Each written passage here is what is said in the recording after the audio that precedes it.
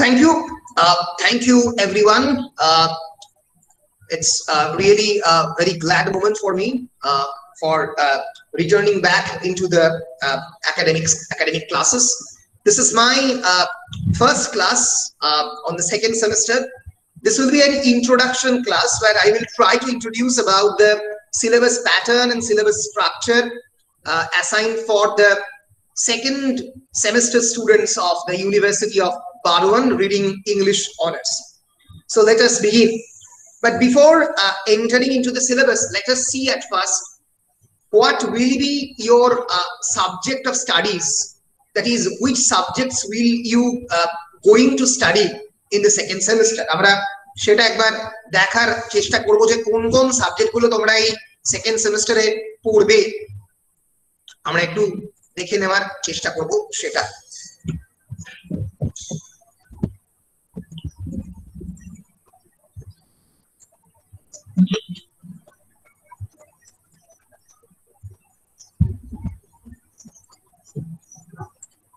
এটা আসছে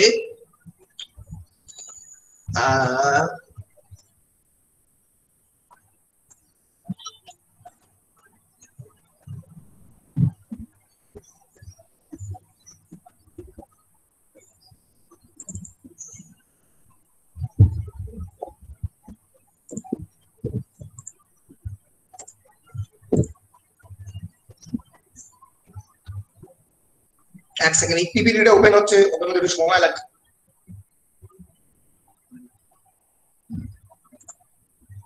বেশ, তোমরা অলরেডি ফার্স্ট সেমিস্টারে কি পড়েছো তোমরা জানো। আমি আগেই বলেছি যে first semester and second semesters are almost identical in nature. CBCS এর প্যাটার্নটা এরকম, ফার্স্ট সেমিস্টারে যা পড়ানো হয় সেকেন্ড সেমিস্টারে অলমোস্ট একই জিনিস একই প্যাটার্নে পড়ানো হয়। থার্ড সেমিস্টার আর ফোর্থ সেমিস্টার অলমোস্ট এক, আর ফিফথ সিক্স সেমিস্টার অলমোস্ট এক।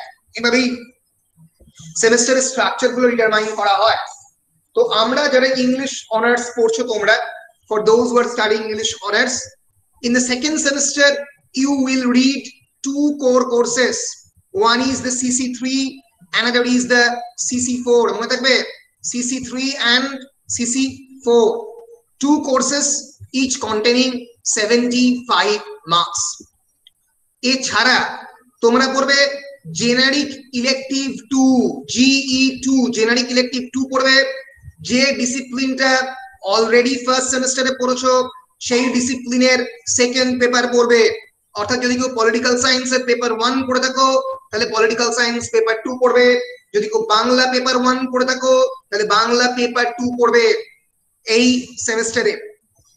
এছাড়া এবিলিটি এনহ্যান্সমেন্ট কম্পালসরি কোর্সের মধ্যে তোমরা আগের বারে পড়েছিলে ENVS, এবারে পড়বে কমিউনিকেটিভ ইংলিশ অর দিয়ে বাংলা। বেশিরভাগ লোকজনই বাংলা নেয়। MIL মানে হচ্ছে মডার্ন ইন্ডিয়ান ল্যাঙ্গুয়েজেস, আধুনিক ভারতীয় ভাষা। তার মধ্যে আমাদের কনস্টিটিউশনের 8 শিডিউলে থাকা প্রায় যে সমস্ত ভাষা রয়েছে সেগুলো সবকটাই সিবিসিএস এর সিলেবাসে ইনক্লুডেড। তার মধ্যে আমাদের পশ্চিমবঙ্গে বাংলা এবং হিন্দি এবং ইংরেজি পড়ানো হয়। কেসি কলেজে ন্যাচারালি বাংলা এবং হিন্দি পড়ানো হয়, কেসি কলেজে ন্যাচারালি শুধু বাংলা পড়ানো হয়। এই যে এবিলিটি এনহ্যান্সমেন্ট কম্পালসরি কোর্সেস, এটা এনভায়রনমেন্টের মতোই একই, খালি এখানে 50 নম্বর রয়েছে। এই 50 নম্বরে কোনো ইন্টারনাল অ্যাসেসমেন্ট নেই, কোনো ইন্টারনাল অ্যাসেসমেন্ট নেই, কোনো প্রজেক্ট নেই। এখানে কেবলমাত্র ওএমআর শিটে 25টা প্রশ্ন থাকে, 25 × 2 50। এই হচ্ছে মোটামুটি তোমার ইংরেজির ক্ষেত্রে MIL এর ইংরেজি এবং বাংলা রয়েছে।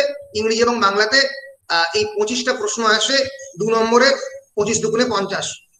শর্ট কোয়েশ্চেন, একেবারেই মানে অবজেক্টিভ টাইপের কোয়েশ্চেন আসে, খুবই সহজ, খুব একটা জটিল প্রশ্ন আসে না। ফলে এই সিসি নিয়ে অতটা চিন্তা ভাবনা করার কিছু নেই। গেল কমিউনিকেটিভ ইংলিশ এবং MIL। আগেই বলেছি জেনারিক ইলেকটিভ 2 পড়তে হবে, অর্থাৎ একটা পাসের সাবজেক্ট পড়তে হবে। এছাড়া আরো দুটো কোর কোর্স পড়তে হবে। টোটাল 75 + 75 + 75, 225 + 50, তার মানে 275 নাম্বার। টোটাল দুটো CC, 1 generic elective and 1 ACC between Bengali and communicative English. এই হচ্ছে তোমাদের সেকেন্ড সেমিস্টারের মোটামুটি সিলেবাস। বলো পরিষ্কার কিনা? কেউ বুঝতে পেরেছো না পারোনি? স্যার বলছি আমাদের কমিউনিকেটিভ ইংলিশটা তাহলে কে পড়াবেন, মানে কোন স্যার? কমিউনিকেটিভ ইংলিশ খানিকটা আমি পড়াই, খানিকটা মহানন্দ স্যার পড়ান, ঠিক আছে? Okay sir. এরাই মোটামুটি কমিউনিকেটিভ ইংলিশ মোটামুটি পড়ায়। তুমি কমিউনিকেটিভ ইংলিশ নিতে পারো, বাংলা নিতে পারো, যেটা তোমার ইচ্ছা, ঠিক আছে? বেশ, আহ বলো কোন জায়গায় কোন ধরনের কনফিউশন? স্যার কমিউনিকেটিভ ইংলিশের জন্য আলাদা করে বই কিনতে হবে? হ্যাঁ, বই কিনতে মানে বই তো বাজারে সেরকম নেই, মোটামুটি যেগুলো ক্লাসের মধ্যে পড়ানো হয় সেখান থেকেই প্রশ্ন আসে। বই তো কেনা উচিত, কিন্তু কয়েকটা বই আছে, খুব একটা ভালো কোয়ালিটির নয়, কিন্তু অবশ্যই কেনা উচিত। কিনলে মোটামুটি বেসিক ফাউন্ডেশনসটা বুঝবে। সিলেবাস খুব একটা কঠিন নয় কমিউনিকেটিভ ইংলিশের। সিলেবাস তোমরা দেখতে পারো, তোমরা যেটা করতে পারো সেটা হচ্ছে bird one university general syllabus বলে সার্চ করলে যে পেজটা পাবে, আমি পেজের লিঙ্কটা তোমাদেরকে দিয়ে দিচ্ছি। তাহলে তোমাদের তো অনার্সের সিলেবাস রয়েছে, তোমরা জেনারেল সিলেবাসটা সবই মোটামুটি সেক্ষেত্রে দেখতে পাবে।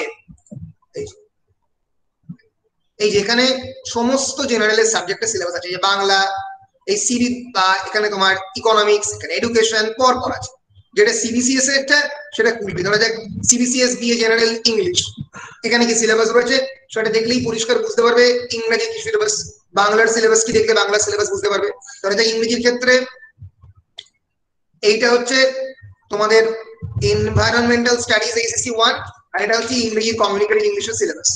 Theory of communication, types and modes of communication, verbal and non verbal communication, personal, social and business communication, barriers of communication, interpersonal and group communication, এবং monologue, dialogue, group discussion, interview.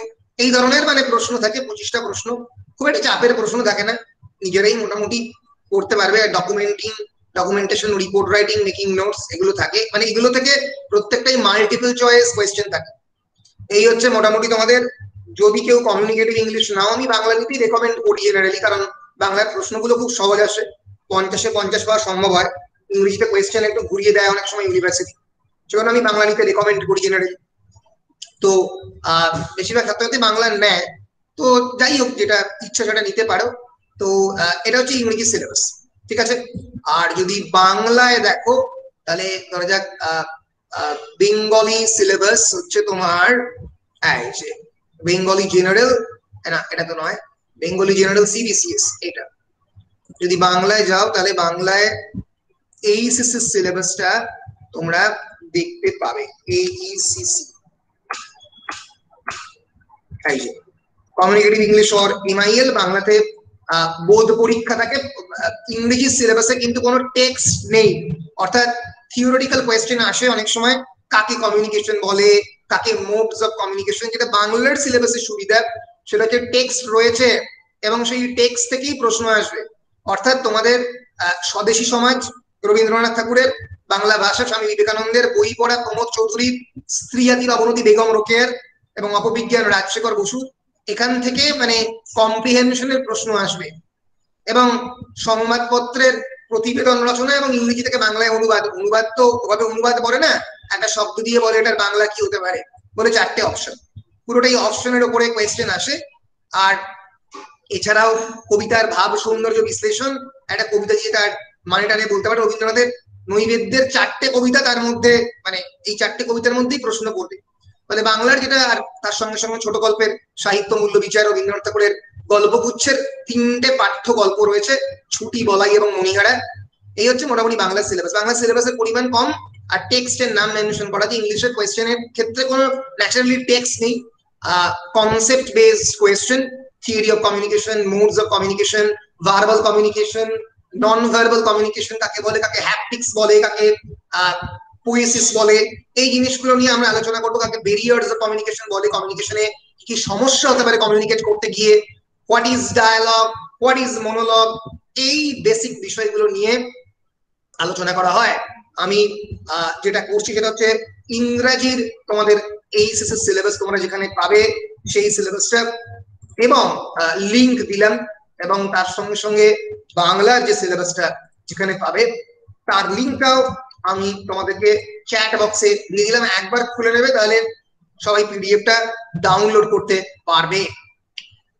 বলো যে এখন অবধি এছাড়া যার যেটা সাবজেক্ট, ধরে কেউ বাংলা নিয়ে পড়েছে এবার বা কেউ পলিটিক্যাল সায়েন্স নিয়ে পড়েছে, এবার সেই বাংলা বা পলিটিক্যাল সায়েন্সের যে জেনারেল সিলেবাসটা সেটা খুলে দেখে নাও যে জেনারেল ইলেকটিভ 2 তে কি আছে। ধরা যাক তোমরা বাংলাতে অলরেডি পেপার 1টা পড়ে ফেলেছো, কোনটা? সেটা হচ্ছে প্রবন্ধ সাহিত্য বঙ্কিমচন্দ্র এবং রবীন্দ্রনাথ। সেমেস্টার 2 তে তোমাদের ন্যাচারালি গল্প প্রভাত কুমার এবং শরৎচন্দ্রের, এটা হচ্ছে তোমাদের কোর্স টাইপ। এইটা তোমাদেরকে পড়তে হবে সেকেন্ড সেমেস্টার। বা যারা পলিটিক্যাল সায়েন্স নিয়েছো তারা তাদের পলিটিক্যাল সায়েন্সের যে জেনারেল সিলেবাসটা সেটা খুলতে হবে, খুলে তোমাদেরকে দেখতে হবে যে সেকেন্ড সেমেস্টারে তোমাদের কি রয়েছে। ধরা যাক পলিটিক্যাল সায়েন্সে তোমাদের এটা হচ্ছে সিলেবাস, ফার্স্ট সেমেস্টারে তোমরা অলরেডি পড়েছো ওয়েস্টার্ন পলিটিক্যাল থট বা পাশ্চাত্য রাজনৈতিক দর্শন। তোমরা সেকেন্ড সেমেস্টারে পলিটিক্যাল থিওরি পড়বে, সাহিত্য সরি রাজনৈতিক তত্ত্ব, সার্বভৌমত্ব, liberty, concept of liberty, সভরেনিটি, equality, meaning of the politics, এই জিনিসগুলো তোমাদের পড়তে হবে। এরকম প্রত্যেকটা আমি যে লিঙ্কটা দিয়ে দিয়েছি বর্ধমান বিশ্ববিদ্যালয়ের এটাতে জেনারেলের সমস্ত সিলেবাস এখানে রয়েছে, এখানে গিয়ে তোমরা নিজেদের মতো করে লিঙ্কে গিয়ে এগুলো খুলে দেখতে পারবে। ফলে আমি সবাইকেই বলবো লিঙ্কটা খুলে বাংলা ইংরাজির সিলেবাসটা দেখে নাও, দেখে নিয়ে এই সিসিটা চুজ করো। আমি জেনারেলি বাংলা চুজ করতে রেকমেন্ড করি, কারণ বাংলার এবিলিটি এনহ্যান্সমেন্ট কম্পালসারি কোর্সের সিলেবাসটা খুবই সহজ, কারণ সেখানে বেশ কয়েকটা টেক্সটের কথা রিকমেন্ড করা আছে। সেই টেক্সট থেকে মোটামুটি পড়লে তোমরা কমন পাবে। ধরো স্বদেশী সমাজ বা অবনতি বা অপবিজ্ঞান, এই টেক্সট থেকে কোয়েশ্চেন করবে 25টা শর্ট কোয়েশ্চেন। পরে ইংরেজির ক্ষেত্রে theoretical what is communication, types and the modes of the communication, verbal and non-verbal communication, personal and interpersonal communication, এইগুলো তোমাদেরকে জানতে হবে এবং বুঝতে হবে। ফলে তোমাদের যে সাবজেক্টটা পছন্দ সেই সাবজেক্টটা তোমরা এইচসি 1 এ চুজ করবে, এবং তোমাদের যে সাবজেক্টটা তোমাদের অলরেডি পড়েছো G1 এ সেটা তোমরা এবারে জেনারিক ইলেকটিভ হিসেবে নেবে। এছাড়া তোমাদের CC3 এবং CC4 করতে হবে। সেই বিষয়ে আমি এবার আলোচনা আসবো যে তোমাদের এবারে কি কি করতে হবে। বলো এখন অবধি ক্লিয়ার হয়েছে কিনা, তোমাদের কোনো প্রশ্ন থাকলে জিজ্ঞেস করো। স্যার আমাদের কম্পালসারিতে বাংলা থাকলে স্যার কোন স্যার পড়াবেন আমাদের? মানে এরকম তো নয় সমস্ত স্যারই পড়াবেন, কোনো নির্দিষ্ট স্যার নয়, সমস্ত স্যারই মোটামুটি পড়ান আমার যত ধারণা। এটা আমি ঠিক জানি না, আমার ধারণা যদি তুমি এইচএসসি তে বাংলা নাও বা জেনারিক ইলেকটিভ যদি বাংলা নাও সমস্ত স্যারই পড়ানো হয়তো ঘুরিয়ে ঘুরিয়ে পড়ান। মানে স্যার বাংলা ডিপার্টমেন্টে কোনো স্যার পড়াবেন তো? হ্যাঁ অবশ্যই বাংলা ডিপার্টমেন্টেই স্যার পড়াবেন, অন্য স্যাররা তো মানে কলেজটা তো হাইলি স্পেশালাইজড, এটা তো মানে অন্য কোনো টিচার পড়াতেই পারবে। স্যার বলো। স্যার যদি বাংলা না নিয়ে ইংলিশটাই রাখি তাহলে কি কোনো প্রবলেম হবে? না প্রবলেম তো অ্যাজ কিছু হবে না, তোমরা ইংরেজি ছাত্র, প্রবলেম কেন হবে? কোনো অসুবিধা নেই, ইংরেজি নিতেই পারো। স্যার আমারও এটাই প্রশ্ন যে স্যার আমাদের তো, আমি যদি এই কমিউনিকেটিভ ইংলিশটা রাখি তাহলে স্যার আমাদের তো স্পিকিং স্কিলটাকে একটু ডেভেলপ করতে পারবো, তাই না? না সেটা যেহেতু আমরা অনার্সের স্টুডেন্ট। পারবে না, তার একটা কারণ হচ্ছে কমিউনিকেটিভ ইংলিশের তোমাদের যে সিলেবাসটা দেওয়া হয়েছে সেই সিলেবাসে কোনো প্র্যাকটিক্যাল বা প্র্যাগম্যাটিক অ্যাপ্লিকেশনের কোনো জায়গা নেই, পুরোটাই থিওরিটিক্যাল পার্ট। যদি এখানে মানে ব্রিটিশ কাউন্সিলের মতো বা অন্যান্য জায়গার মতো তোমাকে স্পিকিং এবিলিটিটা টেস্ট করার জায়গা থাকতো তাহলে অন্য কথা ছিল, কিন্তু এখানে সেই অভ্যেসের কোনো স্কোপ আলাদা করে সিলেবাসের মধ্যে নেই। সিলেবাসে তোমাকে 25টা মাল্টিপল চয়েস কোয়েশ্চেন দেবে, যে মাল্টিপল চয়েস কোয়েশ্চেন গুলো তুমি যদি সিলেবাসের জন্য নাও পড়ো, যেরকম স্ট্যান্ডার্ডের কোয়েশ্চেন করে, তাতে সিলেবাসের জন্য না পড়লেও তুমি 25-এর মধ্যে 17-18টা এমনি কারেক্ট করবে, ঠিক আছে? এবং প্রত্যেকটা প্রশ্নই তো খুবই থিওরিটিক্যাল। ধরা যাক একটা প্রশ্ন এলো যে মানে হোয়াট ইজ কমিউনিকেশন বলে 4টে অপশন, বা haptics is a verbal or a non verbal mode of communication, দিয়ে বুঝতে পারছো ওটা নন ভার্বাল হবে, কারণ ওটা ওর মধ্যে কোনো ল্যাঙ্গুয়েজ নেই। বা ব্রেইল, BRAILLE, ব্রেইল এক ধরনের রিডিং মেথড, এক ধরনের পড়ার পদ্ধতি যেটা অন্ধরা ব্যবহার করে, সেটা কি? সেটা কি ভার্বাল না নন ভার্বাল? বুঝতে পারছো, নন ভার্বাল। এই ধরনের প্রশ্ন আসবে, প্রশ্নের পরিমাণ বেশ সহজই হয়, এবং প্রশ্নের মধ্যে যে খুব ভয়ঙ্কর জটিলতা থাকে তা নয়, এক নম্বর। আর 2 নম্বর হচ্ছে যে এখানে মানে practical application, that is talking in English or reading a particular portion in English, এই বিষয়টা থাকেই না। ফলে এখানে কমিউনিকেশন এনহ্যান্সড হওয়ার যে জায়গাটা সেটা সিলেবাসের মধ্যেই নেই। ফলে কারণ ন্যাচারালি মাল্টিপল চয়েস কোয়েশ্চেন কি করে রাখবে সেটা, ফলে সেটা না হওয়ার সম্ভাবনা, সেটা খুব যে মানে দারুণভাবে ডেভেলপ করবে তা নয়, তবে ইংরেজি রাখতেই পারে। ঠিক আছে স্যার সবগুলোই Okay, sir. এমসিকিউ থাকবে? এমসিকিউ থাকবে, সবকটাই এমসিকিউ থাকবে। এবিলিটি এনহ্যান্সমেন্ট কম্পালসারি কোর্স মাত্রই এমসিকিউই রেখেছে। আগের বারে এনভায়রনমেন্ট দিয়েছে, সেটাও এমসিকিউ। এবারে বাংলা এবং ইংরেজি, সেটাও এমসিকিউ, বাংলা অথবা ইংরেজি, সেটাও এমসিকিউ। আগের বারে ইএনভিএস এর ক্ষেত্রে 100 নম্বরের পেপার ছিল, 80 প্লাস 20 তোমরা দেখেছো, 20 নম্বরের প্রজেক্ট। আর এবারে 50 নম্বরের পুরোটাই এমসিকিউ। কোনো ইন্টারনাল অ্যাসেসমেন্ট এইচএসসি 2 তে নেই। বলো ঠিক আছে, পরিষ্কার? Thank you sir. Thank you বেশ স্যার। বেশ স্যার বেশ। স্যার বলো। অনিচ্ছাকৃত বিলম্বের জন্য স্যার ক্ষমা চাইছি। না না না, কোনো ব্যাপার নয়, হতেই পারে। বেশ, তাহলে মোটামুটি তোমাদের আমি জেনারেলের সিলেবাস এবং তার সঙ্গে সঙ্গে এইচএসসি সিলেবাসটা ব্যাখ্যা করতে পেরেছি আশা করছি। আরো এর সংক্রান্ত কোনো প্রশ্ন থাকলে আমি পরে নেব। এবার আমি যেটা করছি, তোমাদের অনার্সের সিলেবাসের মধ্যে এবার যাচ্ছি এবং অনার্সের সিলেবাসের ব্যাপারটা তোমাদেরকে একটু ইন্ট্রোডিউস করবার চেষ্টা করছি।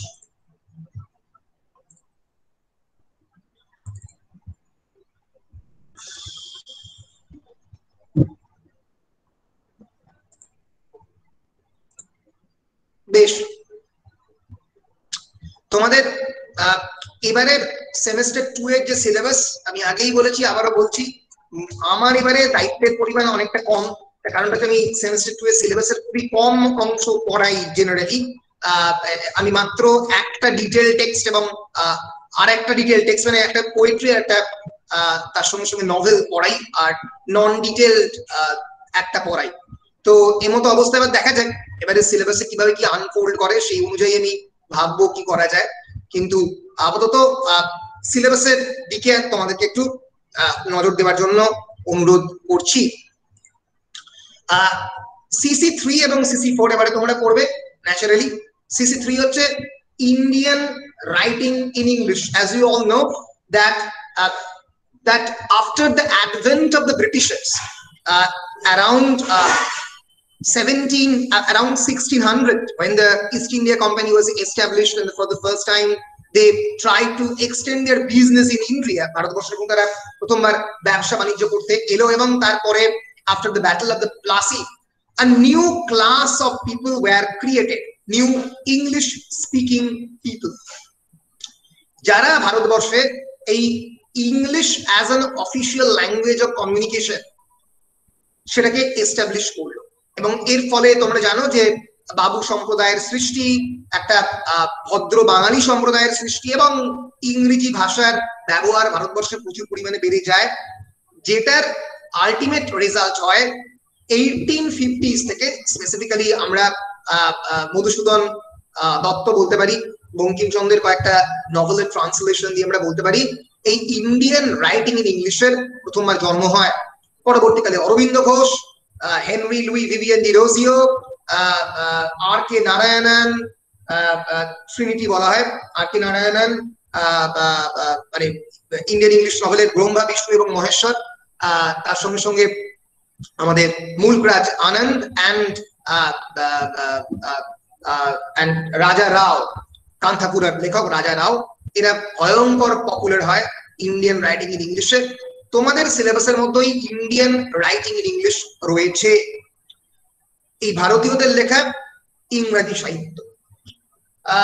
অনেকেই প্রশ্ন তোলেন সাহিত্য মূল্যে এর বিচার নিয়ে, কিন্তু যেটা বিষয় সেটা হচ্ছে expression is very important. And এই এক্সপ্রেশন, এই ইন্ডিয়ান রাইটার্স ইন ইংলিশদের যে সমস্ত রাইটার, তাদের এক্সপ্রেশনের সঙ্গে তোমরা তোমাদের প্রাত্যহিকতা, প্রত্যেক দিনের জীবনে তোমাদের ইংলিশ ল্যাঙ্গুয়েজের যে এক্সপ্রেশন, তার সঙ্গে রিলেট করতে পারবে।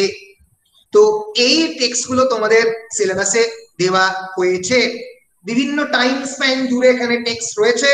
খুব পুরনো টেক্সট যেমন রয়েছে হেনরি লুই ভিভিয়ান ডিরোজিওর ফ্রিডম টু দ্য স্লেভ, সেরকম একেবারে 1990s এর টেক্সট পর্যন্ত রয়েছে তোমাদের সিলেবাসের মধ্যে।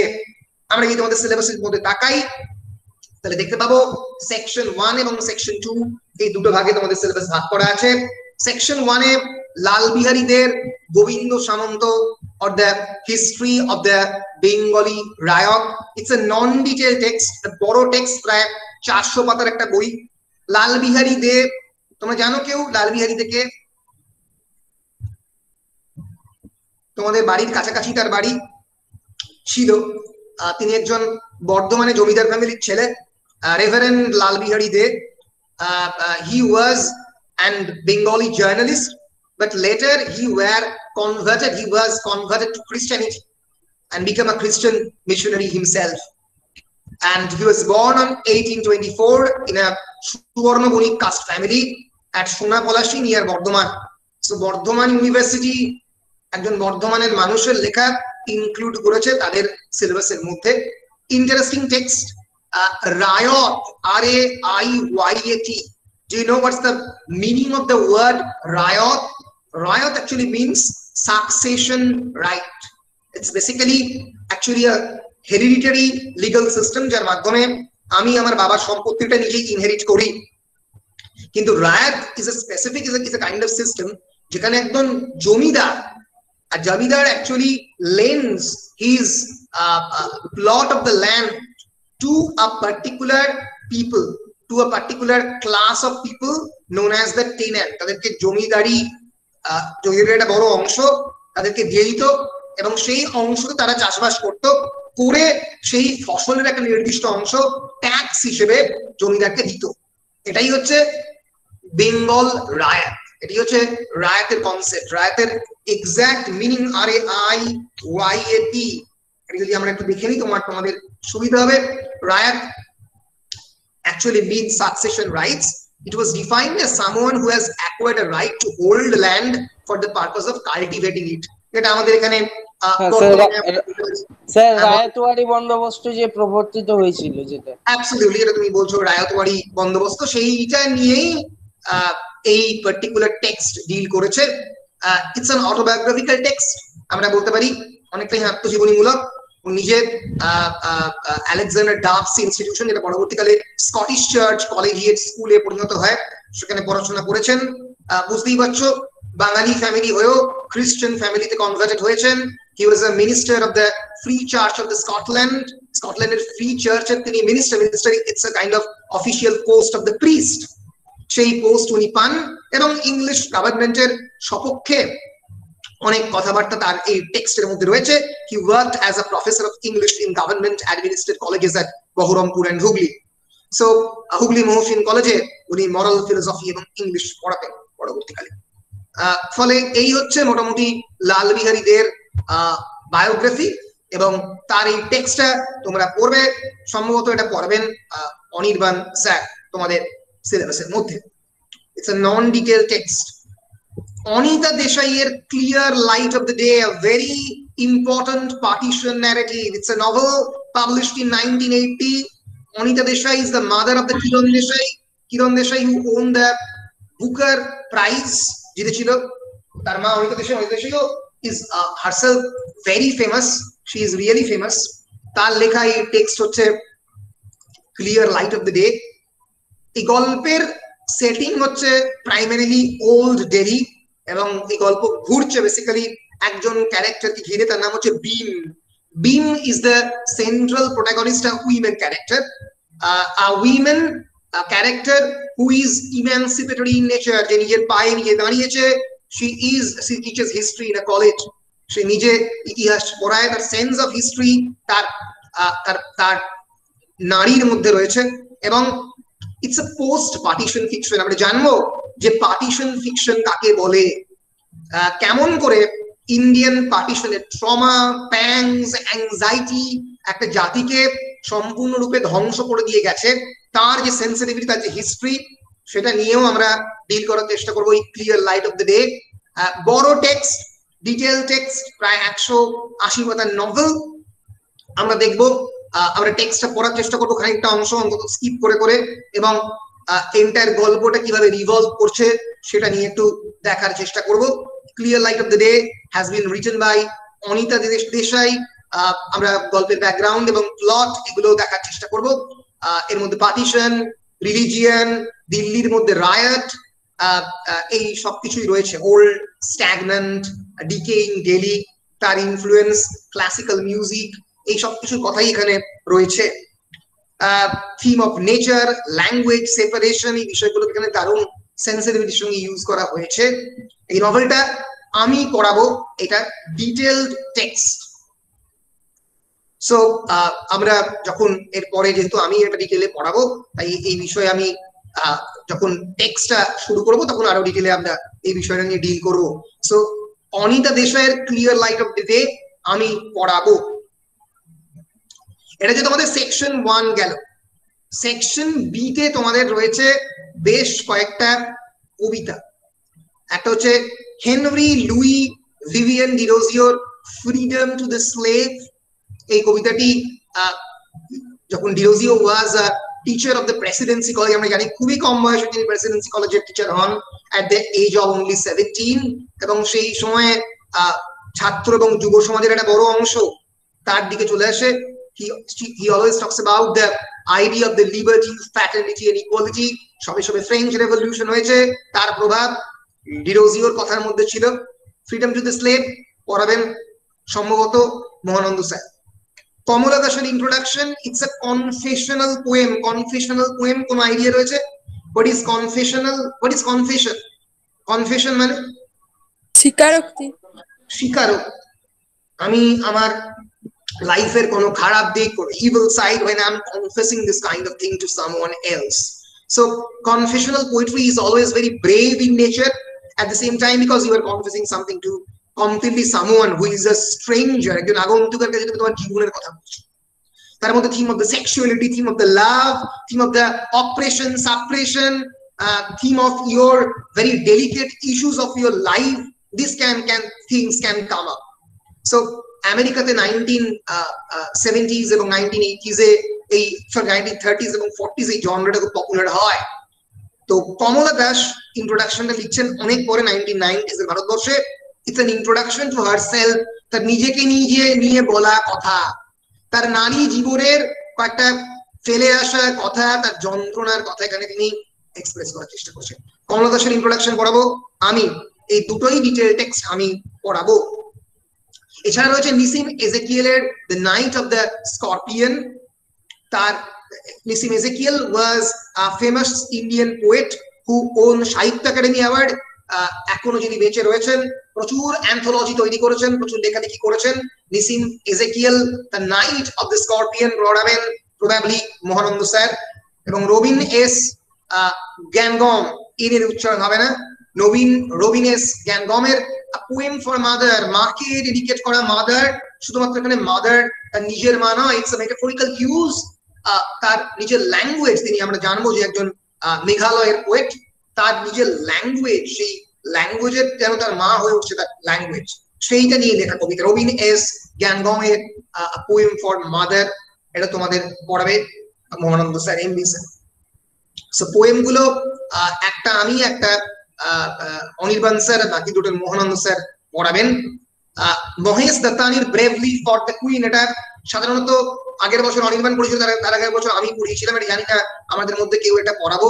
ব্রেভলি ফর দ্য কুইন খুবই খুবই অন্যরকমের টেক্সট, এমন একটা টেক্সট যেটা একদম ভারতবর্ষের আধুনিক যে নাটক, মানে it's a text written in the 1992 and staged in the Bangalore. Bangalore উনি একজন থিয়েটার প্র্যাকটিশনার, আধুনিক থিয়েটার প্র্যাকটিশনার, যিনি পেট্রিয়ার্কি, এলজিবিটি মুভমেন্ট, তোমরা জানো লেসবিয়ান, গে, ট্রান্সভেস্টাইল এবং বাইসেক্সুয়াল, তাকে নিয়ে তাদেরকে কেন্দ্র করে যে মুভমেন্ট হয়, তার একটা অন্যতম বড় প্রতিষ্ঠাতা ভারতবর্ষের হচ্ছে ব্রেভলি ফর দ্য কুইন এর যে রাইটার মহেশ দাত্তানি। আমরা একবার দাত্তানিকে দেখে নেওয়ার চেষ্টা করবো। Absolute brilliant writer. দাত্তানিকে মিট করার আমার নিজের সৌভাগ্য হয়েছে। নরেন্দ্রপুর রামকৃষ্ণ মিশন ওনাকে দুবার এনেছে বিভিন্ন সেমিনারে, সেখানে আমরা মিট করতে পেরেছি দাত্তানিকে। So Dattani is really a big name, a Sahitya Academy winner, Indian director, actor, playwright, writer. He wrote some of the greatest plays like Final Solutions, Dance Like a Man, Bravely for the Queen. The title Bravely for the Queen actually alludes to Rani Laxmibai, a woman who is an embodiment of the bravery of fighting against all forms of patriarchal rules. আমরা জানি 1857 এর সিপয় মিউটিনিতে রানী লক্ষ্মীবাই একা দাঁড়িয়ে fight করেছিলেন সমস্ত ধরনের operation এবং করাপশনের বিপক্ষে ব্রিটিশদের এগেইনস্টে। সেই নারী ব্যাঙ্গালোরে 1990s এ একটা বিজনেস ফ্যামিলিতে কেমন ভাবে আসছে, একটা বিজনেস ফ্যামিলির মধ্যে কিভাবে পুরুষতন্ত্র অপারেট করে। আমি বলি বারবার, ব্রেভলি ফর দ্য কুইন আমাদের বর্তমান সমাজের একটা রিফ্লেকশন, এবং আমাদের প্রত্যেকটা আমার যারা ছাত্রী রয়েছে প্রত্যেকটা ছাত্রীর এই টেক্সটটা খুব ইম্পর্টেন্টলি বোঝা দরকার এবং পড়া প্রয়োজন। এবং ফাইন্যান্সিয়াল ইন্ডিপেন্ডেন্স কেন অত্যন্ত ইম্পর্টেন্ট, ফাইন্যান্সিয়াল লিবারেশন কেন ইম্পর্টেন্ট, কেন তোমাদের প্রত্যেকেরই চাকরি করাটা খুব দরকার, সেই বিষয়টার দিকে কিন্তু খুব ভীষণ ভাবে হিন্ট আউট করেছে তানি ব্রেভলি ফট the queen. It's a very important text, you will enjoy, but unfortunately it's a non-detailed text. এখন আমরা ঠিক করিনি নন ডিটেল টেক্সটটাকে পড়াবে, হয়তো আমি পড়াবো বা অনির্বাণ স্যার পড়াবেন। বেশ, এবার এই হচ্ছে তোমাদের মোটামুটি সেমেস্টার 2 এর CC3। একটা রয়েছে গোবিন্দ সামন্তর The History of the Bengal Riot, লেখা হচ্ছে অ্যারাউন্ড 1860s এই সময়ে। অনিতা দেশাইয়ের Clear light of the Day একেবারে 1980 partition fiction, post partition fiction rather, যেটা পার্টিশন এবং পোস্ট পার্টিশনের মধ্যে কুইকলি মুভ করছে। হিস্ট্রির কথা বা ভায়োলেন্সের কথা ডাইরেক্টলি নেই, কিন্তু ইনডাইরেক্টলি রেকর্ড করছে। সেকশন বি তে আছে বেশ কয়েকটা পোয়েম, ডিওজিওর কলোনিয়াল পিরিয়ডের আগে লেখা, মানে বেসিক্যালি ফ্রিডম মুভমেন্টের আগে লেখা, কলোনাইজেশনের সময় লেখা, freedom to the slave, Kamala দাসের ইন্ট্রোডাকশন একেবারে মডার্ন টেক্সট, নিসিম এজেকিয়েলের the night of the scorpion আবার মডার্ন টেক্সট। একটা রাত্রেবেলা একটা স্করপিয়ন কেমন ভাবে কামড়েছে তার যে স্মৃতি, তার যে মেমোরি, তাই নিয়ে রবিন এস জ্ঞানগমের পোয়েম ফর মাদার, আবার মডার্ন পোয়েম। অন্যদিকে মহেশ দত্তানির bravely for the queen very modern text, non detail text. ফলে ডিটেল টেক্সট এখানে এই কটা রয়েছে এই পোয়েম গুলো, এবং সেকশন বি তে এবং সেকশন এ তে ক্লিয়ার লাইট অফ ডে 180 পাতার একটা নভেল। তো এই হচ্ছে তোমাদের মোটামুটি সেমেস্টার 2 এর কোর্স 3 সিলেবাস। স্যার বলো। স্যার বলছি গোবিন্দ সামন্তর মানে কোন কোন চ্যাপ্টার গুলো আমাদের পড়তে হবে? কোন নির্দিষ্ট চ্যাপ্টারের কথা এখানে বলা নেই, এর ফলে তোমাদেরকে সমস্ত চ্যাপ্টারটাই পড়তে হবে। নন ডিটেল টেক্সট পুরোটাই বলা আছে, পুরো টেক্সটটাই পড়তে হবে। প্রায় হিউজ টেক্সট, 400 পাতা। গোবিন্দ সামন্ত নিয়ে অ্যাভয়েড করার কথা বললে এই জন্য তোমাদের সবাইকে, কারণ না করলে নন ডিটেল টেক্সটের জন্য তোমাদের অনেকটা সময় চলে যেতে পারে। অফকোর্স ইউ ক্যান রিড, তোমাদের সময় থাকলে অবশ্যই তোমরা এটাকে শেষ করতে পারো। কোনো নির্দিষ্ট চ্যাপ্টারের কথা এখানে বলা নেই বর্ধমান ইউনিভার্সিটি সিলেবাসের মধ্যে। শেষে করাই ভালো। হ্যাঁ, আমার মতে ওটা শেষে করাই ভালো। বাকিগুলো শেষ করে নিয়ে তোমাদের সিলেবাসের একটা ঠিক জায়গায় পৌঁছে গেলে তারপরে তোমরা ওটা লাস্টে পড়লে যদি তোমাদের মনে হয়। ঠিক আছে, বেশ। আর কারোর কোনো প্রশ্ন CC3 নিয়ে? বলো। আমাদের CC3 এর নাম্বার ডিভিশনটা একটু বলে দিলে খুব ভালো হতো। খুবই পরিষ্কার, আগের মতোই নাম্বার ডিভিশন। টোটাল CC3 তে রয়েছে 75 নাম্বার। এই 75 মার্কস এর মধ্যে 60 মার্কস হচ্ছে তোমাদের যেরকম পরীক্ষার অনার্স এর পরে, তার মধ্যে 20 নাম্বার রয়েছে তোমাদের শর্ট কোয়েশ্চেনের জন্য। 5 নম্বরের 2টো প্রশ্ন, সরি 5 নম্বরের 4টে প্রশ্ন, 4 5 20। আর রয়েছে তোমাদের 2টো বড় কোয়েশ্চেন, 20 সেকশন এ থেকে একটা বড় কোয়েশ্চেন পড়ে সাধারণত, সেকশন বি থেকে একটা বড় কোয়েশ্চেন পড়ে সাধারণত। ঠিক আছে, সো তোমরা clear light of the day থেকে একটা বড় কোয়েশ্চেন মোটামুটি লিখতে পারবে, এখান থেকেও পারবে অফকোর্স, কারণ বড় কোয়েশ্চেন তো যে কোনো নন ডিটেল টেক্সট থেকেও পড়ে। ফলে 10 নম্বরের কোয়েশ্চেন গুলো যে কোনো জায়গা থেকে তোমরা লিখতে পারবে। ডাক্তারির ব্রেভলি ফর দ্য কুইন থেকেও পারবে। বড় কোয়েশ্চেন সাধারণত পরে হচ্ছে টোটাল 3টে বা 4টে, সরি 4টে বড় কোয়েশ্চেন করে তার মধ্যে 2টো লিখতে হয়। আর তার সঙ্গে সঙ্গে 5 নম্বরে 4 5 20, আর শর্ট কোয়েশ্চেন পরে কেবলমাত্র তোমার শর্ট কোয়েশ্চেন এবং 5 নম্বরের কোয়েশ্চেন পরে ডিটেল টেক্সট থেকে। তাহলে 10 দুগুণে 2। এবার এই মার্কসটা আমি বললাম যদি তোমরা কলেজে এসে পরীক্ষা দাও, যদি কলেজে এসে পরীক্ষা না হয়, যদি পুরোটাই অনলাইনে পরীক্ষা হয়, তাহলে এটা ঘটবে। এবারে এরকম পরীক্ষা হলো সেরকম প্যাটার্ন হবে, 2 নম্বরের প্রশ্ন থাকবেই না, সেম প্যাটার্ন হবে, 3 10 30, 10 নম্বরের প্রশ্ন 3টে এবং 5 নম্বরের প্রশ্ন 6টা থাকবে। বলো। Okay sir, thank you. বেশ, এটা হচ্ছে অনলাইন এবং অফলাইন দুটোতেই আমি বলে দিলাম।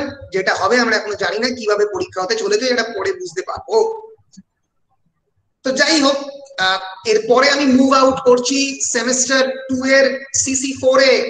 CC4 is basically British poetry and drama of the 16th and the 17th centuries England, British poetry and drama, and rhetoric and prosody, ছন্দ এবং অলংকার। টেকনিক্যাল সাবজেক্ট, ভালো করে পড়তে হবে। তোমরা প্রথমবারের জন্য পড়ছো, ভালো করে একটু দেখার চেষ্টা করবে। উইলিয়াম শেক্সপিয়ারের সনেট 18 এবং সনেট 116 ভেরি ইম্পর্টেন্ট সনেট। আমরা যখন কলেজে পড়তাম আমরা সনেট 18 এবং 116 প্রায় 1 বছর ধরে পড়েছিলাম। এতটাই মানে মাল্টি লেয়ার্ড একটা টেক্সট, এতটাই মাল্টিপল ইন্টারপ্রিটেশন তার মধ্যে থাকবে। আমরা দেখে নেবো শেক্সপিয়ারের সনেটের বিভিন্ন ধরনের ফেজ শেক্সপিয়ারের লাইফে কাজ করেছে সারা জীবনে। he has written more than 156 sonnets, অনেকে 153 বলে, 156 বলে। বিভিন্ন মানুষকে এই সনেট সিকোয়েন্স তিনি ডেডিকেট করেছেন। WH কে করেছেন, আর্ল অফ দ্য সাদাম্পটন অনেকে WH কে বলেন। অনেকে বলেন যে শেক্সপিয়ারের একজন মেল পার্টনার এই সনেট গুলো লিখেছে। টোটাল 154 অনেকে 156 বলে। এবং এই 154 সনেটের বিভিন্ন ধরনের ফেজ রয়েছে। মানে প্রথম ফেজ গুলো হচ্ছে প্রত্যেকটাই ফেয়ার ইউথ কে ডেলিনিয়েট করে, তারপরে ডার্ক লেডি কে ডেলিনিয়েট করে বা ডেডিকেট করে। ডার্ক লেডি বলতে একজন ডার্ক লেডি শেক্সপিয়ারের লাইফে এসেছিল অথবা তার বন্ধুর জীবনে এসেছিল, যাকে নিয়ে এক ধরনের ওভার্ট সেক্সুয়াল একটা অ্যাংজাইটি এর মধ্যে রিফ্লেক্টেড হচ্ছে। এবং এই কবিতাগুলোর মধ্যে আমরা অনেক ক্ষেত্রেই দেখবো বারবারই সময়, time becomes a very important theme. Time is as if destroying the youth কে সময় ডিস্ট্রয় করার চেষ্টা করছে।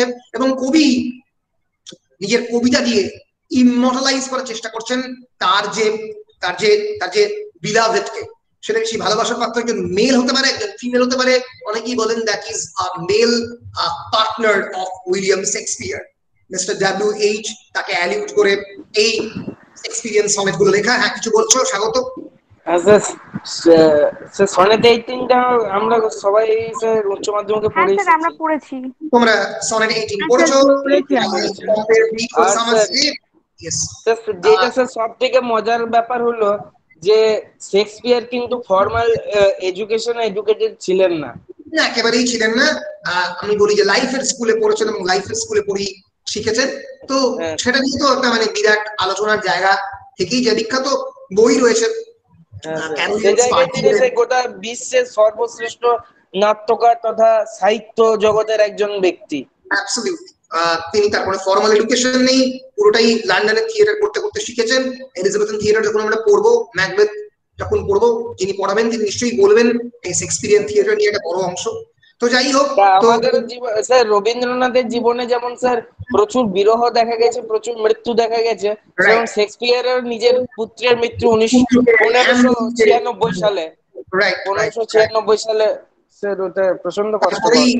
অনেকে বলে যে মানে শেক্সপিয়ারের লেখার ট্র্যাজেডি গুলো তার পরেই লেখা হয় আর কি, তার আগে শেক্সপিয়ার বেসিক্যালি কমেডি লিখতো। তো যাই হোক, তো এই Shakespearean sonnet is multi layered and sonnet number 116 তোমরা জানো তো, সনেট 18 টা তোমরা অলরেডি জানো, সনেট 116 তোমাদের সিলেবাসের মধ্যে রয়েছে। স্যার হ্যাঁ বলো। Let me not to the marriage of the two minds, এটা হচ্ছে সনেট 116। হ্যাঁ বলো, কিছু বলছো? স্যার মিস্টার WH এর তো স্যার নির্দিষ্ট কোনো নাম স্যার পাওয়া যায়নি, এরকম কিছু একটা? কোনো নির্দিষ্ট নাম পাওয়া যায়নি, অনেকে বিভিন্ন নামের দিকে অ্যালিউশন করে এবং তার মধ্যে আর্ল অফ সাদাম্পটন আর আরেকটু নামটা ভুলে গেলাম, তার নাম করা হয়। জেনারেলি তার দিকেই এটাকে মানে অ্যালিউড করা হয়। তো ইনি অনেকেই বলেন যে শেক্সপিয়ারের ফেয়ার ইউথ। শেক্সপিয়ারের সমস্ত এই নভেল গুলোই কোয়াট্রেন এবং তারপরে একটা কাপলেট, এই স্ট্রাকচারে 4 লাইন স্টানজা তিনটে থাকে এবং একটা ফাইনাল কাপলেট দিয়ে শেষ হয়, এবং জেনারেলি পুরোটাই ব্ল্যাঙ্ক ভার্স লেখা হয়। ব্ল্যাঙ্ক ভার্স বলতে আয়াম্বিক পেন্টামিটারে লেখা হয়, যেটা শেক্সপিয়ারের সমস্ত ড্রামা, বিশেষ করে ম্যাকবেথও আয়াম্বিক পেন্টামিটারে লেখা। তো এইগুলো শর্ট কোয়েশ্চেনের জন্য একটু ভালো করে দেখতে হবে। স্যার উইলিয়াম হ্যাডসন কি বলা হতো? উইলিয়াম হার্টসন অনেকে বলে, আরো একটা নাম বলেনি, নামটা ভুলে গেছি। এই বিভিন্ন নামের দিকে ডব্লিউএইচ কে অ্যালিউড করা হয়। এমনি ইন জেনারেল গুগল সার্চ করলেই দেখা যাবে ডব্লিউএইচ ইন। বলো স্যার প্রত্যেকটি স্যার ট্র্যাজেডি স্যার তার ছেলের মৃত্যুর পরেই লেখা। যেমন স্যার ধরুন স্যার জুলিয়াস সিজার 1601, হ্যামলেট 1602, তারপর ওথেলো 1604, কিং লিয়ার 1605, ম্যাকবেথ 1606, অ্যান্টনিয়ান ক্লিওপেট্রা হলো 1660, তারপরে কোরিওলেনাস হচ্ছে 1608, তারপর টিমান অফ এথেন্স হলো স্যার 1608। Timon of Athens 1608। এই পুরো ট্র্যাজেডিগুলোই পড়া লেখা। তার মধ্যে চারটে হচ্ছে মানে গ্রেট ট্র্যাজেডি, রাইট? মানে স্যার সবগুলো 1596 সাল, মানে তার ছেলের মৃত্যুর পর। অ্যাবসলিউটলি। তার মধ্যে চারটে গ্রেট ট্র্যাজেডি, একটা হচ্ছে ম্যাকবেথ, কিং লিয়ার, ওথেলো এবং হ্যামলেট। এই চারটাকে শেক্সপিয়ারিয়ান গ্রেট ট্র্যাজেডি বলা হয়। তোমরা পরবর্তীকালে পড়বে। বিখ্যাত ভদ্রলোক এসি ব্র্যাডলে, আমি তোমার বয়সেই, তোমাদের বয়সে এসি ব্র্যাডলের শেক্সপিয়ারিয়ান ট্র্যাজেডি বলে বইটা পড়েছিলাম। বিখ্যাত বই, অবশ্যই তোমাদের লাইব্রেরিতে আছে সম্ভবত, অবশ্যই তুলে পড়া উচিত। A C Bradley's Shakespearean tragedy, A C Bradley Shakespearean tragedy, বিখ্যাত টেক্সট। শেক্সপিয়ারিয়ান ট্র্যাজেডি নিয়ে অসাধারণ একটা লেখা বই, পড়া উচিত। এটা পুরোনো বই, নতুন অনেক বই বেরিয়েছে Shakespearean tragedy by A C Bradley. এটা হচ্ছে বইটা, বুক। বেশি দামও নয়, একটা পুরোনো বই, 1905 সালে লেখা বই, কিন্তু এখনো রেলিভেন্ট অন্য রকমের লেখার স্টাইলের জন্য। তো যাই হোক, তো শেক্সপিয়ারের সনেট নাম্বার 18 এবং সনেট নাম্বার 16 তোমরা পড়বে, 116 পড়বে, let me not to the marriage of the two minds. এবং তোমরা পড়বে এই দুটো সনেট পড়াবে মহানন্দ স্যার, এমবি স্যার। তোমরা পড়বে জন ডানের good morrow and the sun rising, দুটো বিখ্যাত metaphysical poem. What is metaphysical? What is metaphysics? Anyone? Metaphysics. Metaphysics is basically a branch of philosophy which deals with the spiritual questions like God, like what is God, what lies beyond our physical being, our physical things, তার বাইরে কি exist করে, সেটা কি metaphysics বলে। So meta means that which is beyond, and physics mean the physical things. So 16th and specifically 17th century-তে এই ধরনের poetry flourish করে, যেটা মেটাফিজিক্যাল পোয়েম বলা হয়। It's a reaction to the contemporary Renaissance love poetry. এই Shakespearean লাভ পোয়েট্রির এগেইনস্টে একটা movement আমরা বলতে পারি এই মেটাফিজিক্যাল পোয়েট্রিকে। মেটাফিজিক্যাল পোয়েট্রি পরবর্তীকালে কবিতার ডেফিনেশন কি চেঞ্জ করে দিয়েছিল।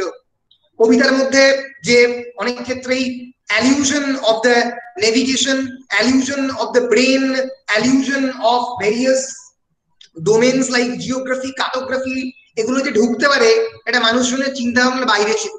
মেটাফিজিক্যাল পোয়েট কথাটা প্রথম কয়েন করেন অনেক পরবর্তীকালে ডক্টর স্যামুয়েল জনসন, একজন বিরাট পণ্ডিত মানুষ, তার কথা তোমরা পড়বে।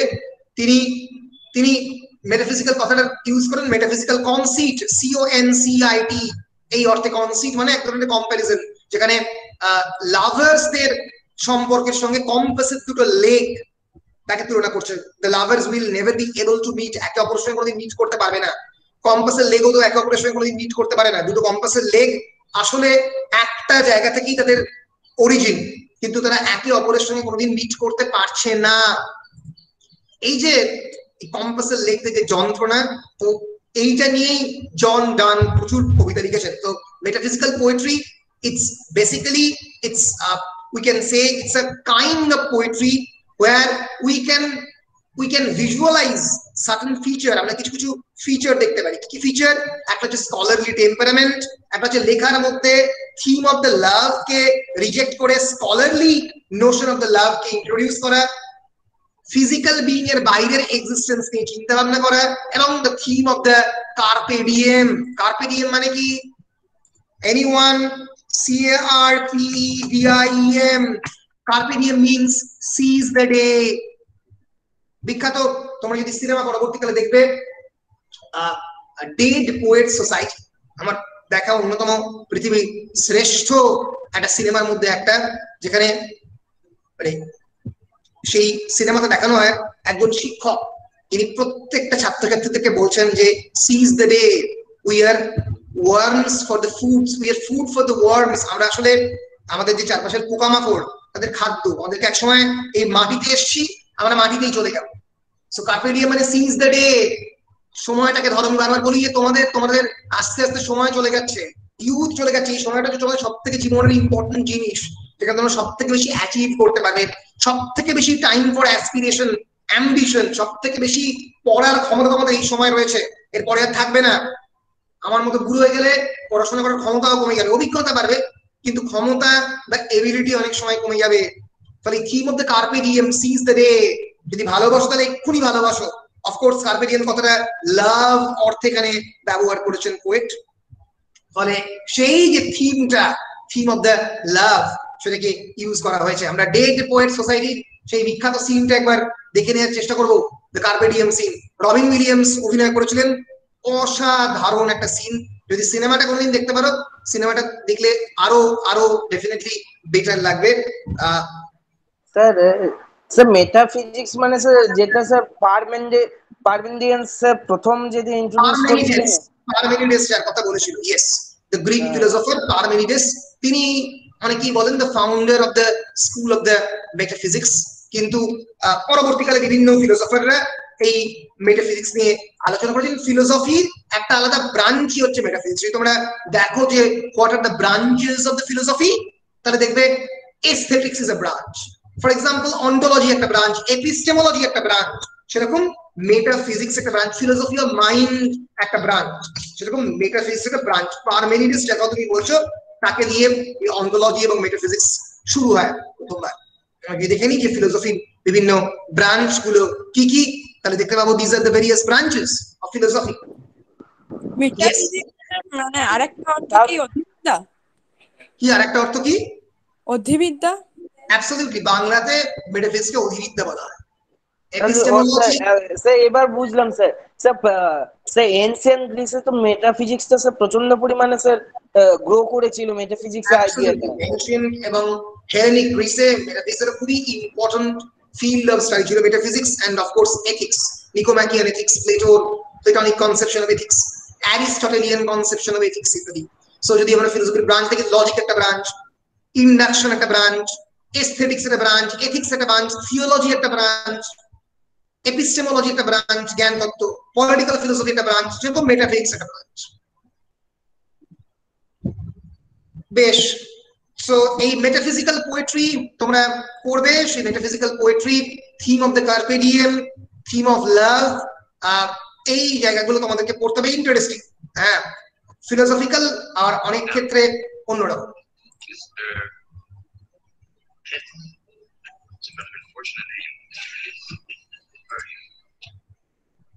এক সেকেন্ড,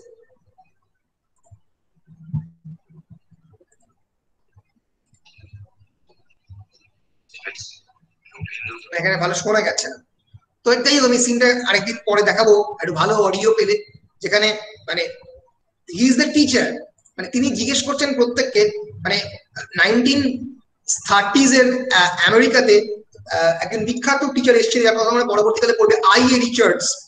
তিনি এটা করতেন স্টুডেন্টদেরকে একটা কবিতার, ফাঁকা কবিতার একটা টেক্সট দিতেন, মানে কে কবিতাটা লিখেছে সেই কবিতাটা তিনি বলতেন না, who is the writer, who is the author, what is the title of the poem reveal করতেন না, বলতেন তুমি তোমার মতো করে ইন্টারপ্রেট করো, তুমি তোমার মতো করে ব্যাখ্যা করো। ফলে এটা ঘটতো, অদ্ভুত রেভলিউশনারি জিনিসপত্র উঠে আসতো। রবীন্দ্রনাথের কবিতাকে একজন ছাত্র নিজের মতো করে ইন্টারপ্রেট করলো এবং সেটা একেবারেই আধুনিক কবিতা, জয় গোস্বামী কবিতার মতো ইন্টারপ্রিটেশন দাঁড়ালো। এর ফলে বিভিন্ন ধরনের এক্সপেরিমেন্টাল জিনিসপত্র হতে থাকছিল ক্লাসের মধ্যে। তো সেরকম একটা এক্সপেরিমেন্টের কথাই কার্পে ডিয়েম, সিজ দ্য ডে, সময়কে ধরো, সেটা করতে গিয়ে এখানে রবিন উইলিয়ামস তার ছাত্রছাত্রীদের বলছেন যে একটা ছবির দিকে তাকিয়ে তোমার কি মনে হচ্ছে এটা সম্পর্কে, তোমার কি idea. This is the seize the day কনসেপ্টটা এখানে অ্যাপ্লাই করেছেন রবিন উইলিয়ামস। এখানে খুবই ইন্টারেস্টিং। তো হ্যাঁ স্যার, মেটাফিজিক্যাল, প্রচন্ড ইন্টারেস্টিং, অনেক কিছু জানা যাবে এর থেকে। হ্যাঁ খুবই interesting. Metaphysical poetry good morrow এবং সানরাইজিং মহানন্দ স্যারই পড়াবেন তোমাদের। রেটরিক এবং প্রসোডি অনির্বাণ স্যার পড়াবেন। টেকনিক্যাল সাবজেক্ট একটু ভালো করে ধরার কিন্তু চেষ্টা করো।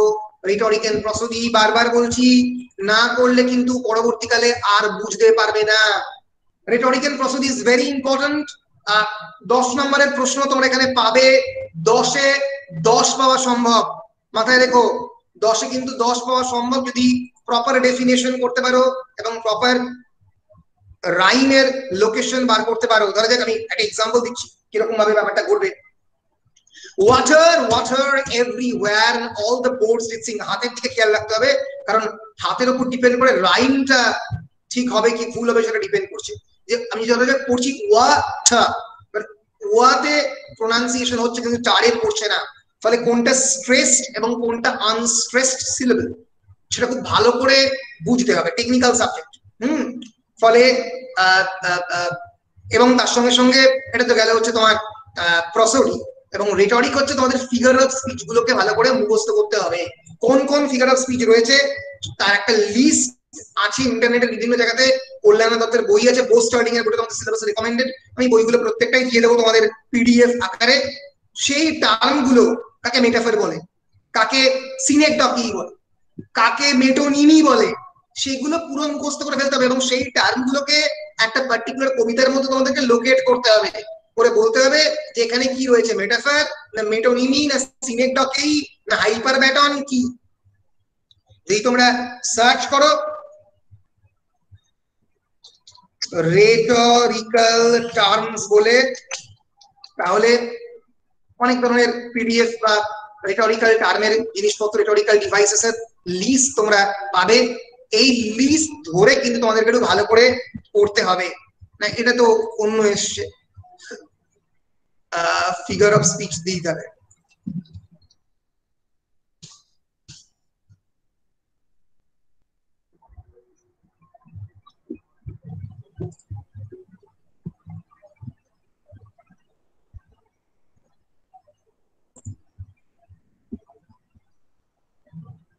হ্যাঁ, এই যে সিমিলি কাকে বলে, মেটাফর কাকে বলে, তবে সিমিলি কি, যখন আমি তুলনা করছি কোনো একটা জিনিসের সঙ্গে কোনো একটা জিনিস। My love is like a red rose. My love is like a red rose. আমি আমার ভালোবাসার সঙ্গে গোলাপের তুলনা করছি, উইলিয়াম বার্নস এর বিখ্যাত কবিতা। He watches from his mountain walls and like a thunderbolt he falls. টেনিসনের বিখ্যাত পোয়েম লাইক আ থান্ডারবোল্ট, নিজেকে থান্ডারবোল্টের সঙ্গে তুলনা করছেন, বিদ্যুতের সঙ্গে তার তুলনা করছেন। এটা সিমিলি হবে। যখনই লাইক অ্যাজ দিয়ে কিছু করা হবে তখনই সিমিলি হবে। তোমাদের কাজ কি, যখন পরীক্ষায় এই ধরনের তোমাদের কি করবে, একটা আননোন পোয়েমের অংশ তুলে দেবে, সেখান থেকে তোমাদেরকে আইডেন্টিফাই করতে হবে কোনটা সিমিলি, কোনটা মেটাফর, কোনটা হাইপারবোল, হাইপারবোল মানে বাড়িয়ে বলা, কোনটা পার্সনিফিকেশন, পার্সনিফিকেশন কখন, যখন কোনো একটা পার্টিকুলার অ্যাবস্ট্রাক্ট কোয়ালিটির মধ্যে আমরা পার্সনকে বা একটা মানুষের কোয়ালিটি চাপিয়ে দিচ্ছি, তাকে পার্সনিফিকেশন বলে। বিদ্যুৎটা মানুষের মতো হাসছে যদি বলি, তাহলে পার্সনিফিকেশন হবে ন্যাচারালি। তো এইভাবে আয়রনিক্যাল তোমরা অলরেডি পড়েছো কাকে আয়রনি বলে ইডিপাসের কনটেক্সটে। এইভাবে যখন একটা অপোজিট একটা লোক একটা জিনিস ভাবছে, একটা অপোজিট জিনিস ঘটছে। অ্যালিউশন, ইমেজারি, এই আরো অনেক টার্ম রয়েছে ফিগার অফ স্পিচ। এগুলো এখানে মাত্র কয়েকটা রয়েছে, টোটাল প্রায় 32 থেকে 36টা আছে। এগুলো প্রত্যেকটা তোমাদেরকে মুখস্থ করে আইডেন্টিফাই করতে হবে। টেকনিক্যাল সাবজেক্ট ভালো করে পড়বে, এটা অনির্বাণ স্যার পড়াবেন, কারণ রেটরিক এবং প্রসোডি অনির্বাণ সাবজেক্ট স্যারের এরিয়া। এটা উনি যেহেতু স্পেসিফিক্যালি ল্যাঙ্গুয়েজের লোক, উনি হায়দ্রাবাদ থেকে পড়েছেন, তাই রেটরিক এন্ড প্রসোডিটা উনি পড়াবেন। উইলিয়াম শেক্সপিয়ারের ম্যাকবেথ, আমার কথা ভালো করে শোনো, সেটা হচ্ছে তোমাদের সিলেবাসে এই যে এতক্ষণ যে সিলেবাসটা পুরোটা পড়াচ্ছিলাম তার মধ্যে সব থেকে ইম্পর্টেন্ট টেক্সট যদি আমাকে জিজ্ঞেস করো যেটা পরবর্তীকালে তোমাদের কাজে লাগবে, ইট ইজ ম্যাকবেথ। ম্যাকবেথ ছাড়া ইংলিশ অনার্স সিলেবাস ইনকমপ্লিট, এবং তোমাদের সিসি 4 এর একটা বড় অংশের প্রশ্ন 10 নম্বর, 5 নম্বর, 2 নম্বর ম্যাকবেথে ভরিয়ে দেবে, মানে ম্যাকবেথ চারিদিকে থাকবে। ফলে ম্যাকবেথ তোমাদেরকে ভালো করে পড়তে হবে। আমি যখন ব্যক্তিগতভাবে ইংলিশ অনার্স পড়েছি আমার ম্যাকবেথ পড়তে বহুদিন সময় লেগেছে, আমি ভালো করে পড়েছি বলে এখন আমার ম্যাকবেথের প্রত্যেকটা লাইন মুখস্থ রয়েছে। কোন অ্যাক্টে কি রয়েছে আমি এখনো না দেখে বলে দিতে পারবো, প্রায় ম্যাকবেথ পড়িনি বা পড়াইনি 8-9 বছর হয়ে গেল।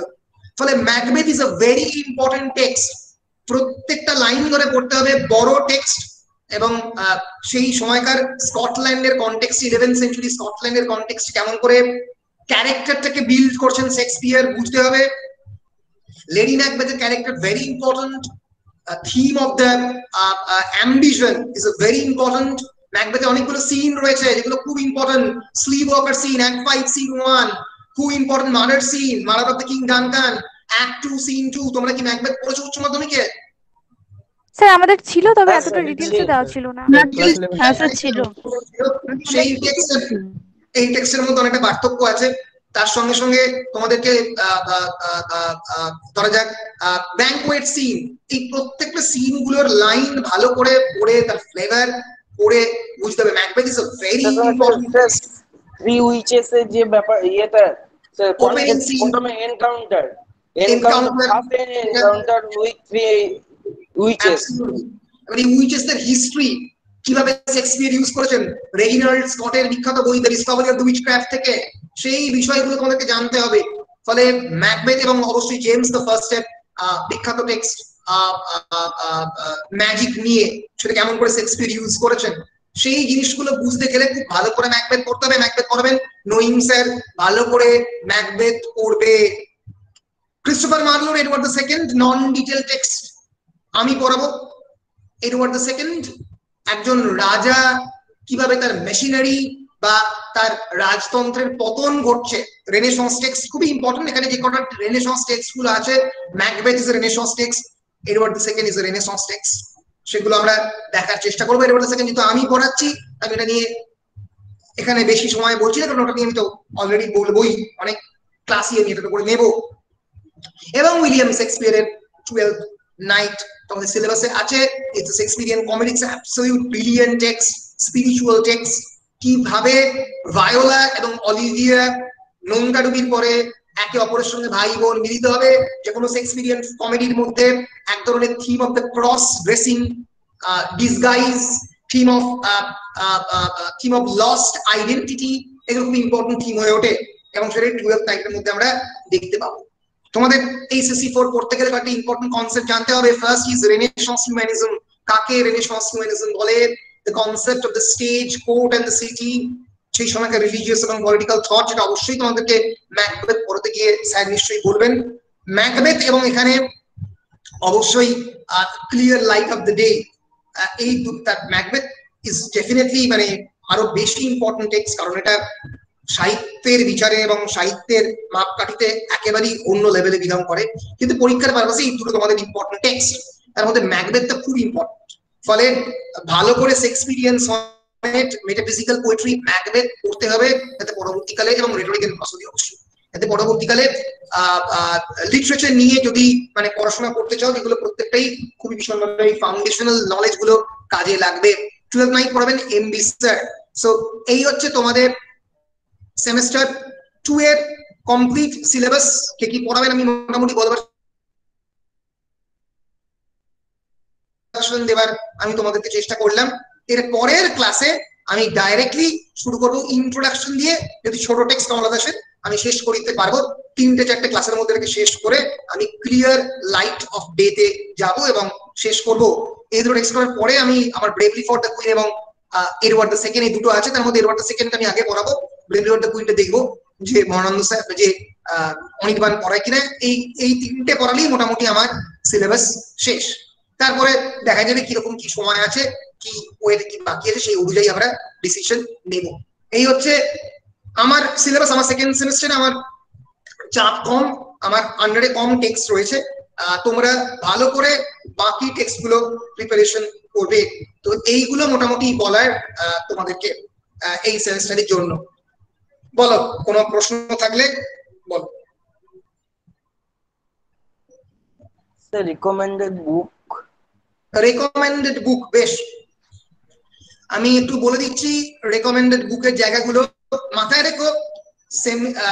যত ক্লাসে আস্তে আস্তে উঠবে, সেমিস্টার 1 এ যেরকম ভাবে অ্যাভেলেবেল একটা বইয়ের মধ্যে সবকিছু পেয়েছিলে, সেমিস্টার 2 তে পাবে না সেটা, অন্যান্য বই পড়তে হবে।